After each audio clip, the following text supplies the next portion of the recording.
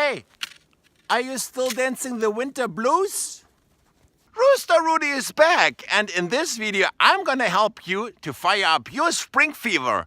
You may have missed it, but back in February, our beloved furry friend Balzac Billy, or shall we call him simply BB, announced an early spring this year, whatever that means.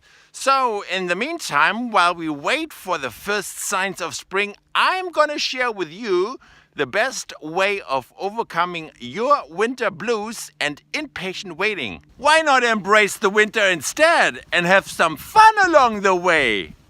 How about some wicked outdoor activities like snowshoeing? That's what I'm doing right now. Look.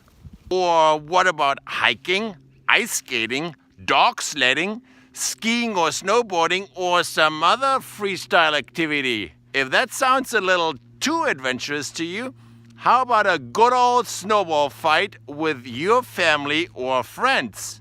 A winter barbecue, or even enjoying your cozy spot at the fireplace with your favorite drink? Sounds good, but the real kicker is to actually plan ahead for spring already. Because you and I know it, eventually it will come.